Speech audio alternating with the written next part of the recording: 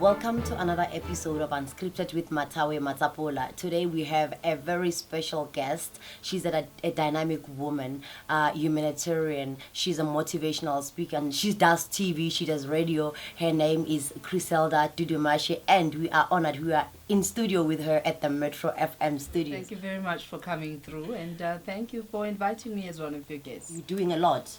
You've done a lot in the past. You're still doing a lot, especially when it comes to talking about health issues, when it comes to talking about motivating women, young women as well, to be proud of who they are, where they come from, be proud of their bodies. And what motivated you to start the journey that you are currently in? Where do I start? How much time do you have? And I guess, if I can just say life itself inspires me.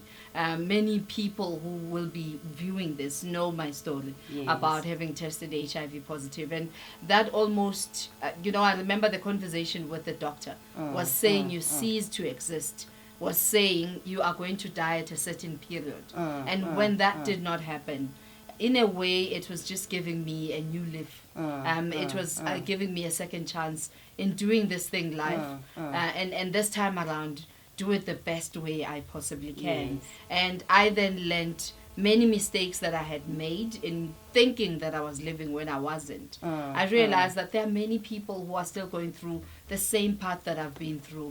Why not be this voice, be this source, lend a hand, extend myself to say, I've gone through this, you don't have to. And everything I do, everything I'm about is solely that. Lessons I've learned in life, my mistakes, let it be your lessons on how not to do things, on how not to get your fingers bent somehow. You are a mother. How important is it to tell your kids or to tell your children that you love them every day? I never end a call, a conversation without reminding my daughters how precious they are. Because if you don't, somebody else is going to tell them.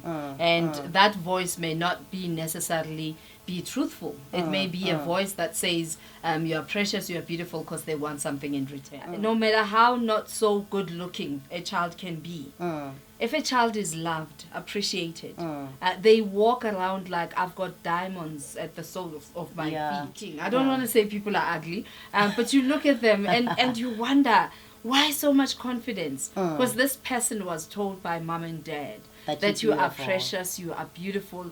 And when the source is your mom and dad, it is authentic and it is truthful and it is it's the best voice that instills a sense of pride in who you are. You mentioned that when the doctors told you that you're HIV positive, they even gave you a time frame that you're gonna die at such and such a time and 2 years was the time. You know, you decided to not to believe their report, but you decided to go with God's report. Are you a big believer in God and what He says? Almost definitely. If I did not believe that, you and I would not be having this conversation. It all took me going back. Doctor says you have 2 years to live. Asking myself, when you drive a certain brand car, when it breaks down on you, the best people to fix it are the manufacturers. If you take it to a scrapyard, you'll get scrap parts. So if I say I'm God's favorite daughter, and this body is breaking down on me, my mind is not making sense. Who best to give me strength? Who best to knit me back together? And God will do, the best teaching that people will not even trace back on. Where is the evidence of what the doctors said? At the time, they had said 2 years, and the baby that I was pregnant with, you had the pleasure of meeting her when you came outside, in. She's almost 18 years later, looking as precious and as beautiful. And all it took is me going back to the source. Source of life, the source of life giving is God. What advice can you give to a young girl who doesn't have much at home and there is fleshy life out there? They sing. Today we've got, we told there's a term, blessers, and they're no longer looking at God as the blesser. They're looking at the material things that an older man can provide. The best message that I wish a 16-year-old Criselda would have had is that wait your turn. Wait your turn. but these things, you found them here.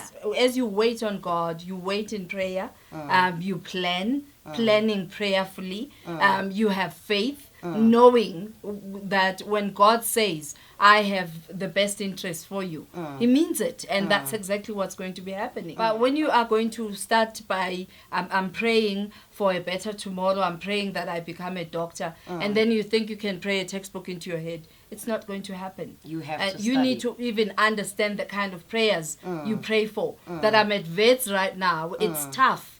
Lord, give me resilience. Give me strength to understand my work. Give me, opportunities and wisdom to focus. That when these things come and go, I must just be firm knowing that my turn is coming.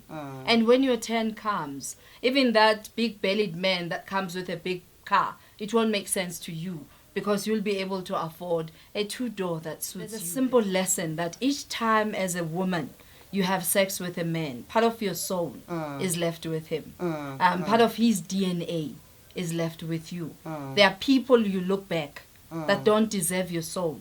There are people you look back as a man don't deserve to be walking around with your DNA, because it's not God ordained. It's not God confirmed. It's not God okayed, for lack of a better expression. Your reputation is your currency. Don't be easily gettable like that. We need to get to a point where we know what our value system is. We know where we come from. We know the challenges that are facing us. And therefore, united, we stand. Looking at our country, looking at the entertainment industry, comparing to other countries, do you think we are there? I think we were quick to learn things that are bad for us, for the environment. Why am I saying this? You go to any African states, Africans celebrate who they are. And they, Nigeria, for instance, you can drive around Nigeria, you'll hardly ever find or hear on local radio stations other people's music. But you are able to hear local music. You've done a lot. Is there anything else that is left for Criselda Dudumashe to do? All that's left is for me to write that book. Finally, it's coming out. I'm almost on the last chapter, and look out for it on the shelves. It's now complete. It's a product. And prepare yourself to laugh, to cry, to be inspired, to be wowed, to question things about your life, your identity, but to connect to my soul. Does it have a title as yet? You are never alone. Oh. Whatever you're going through, you are never alone.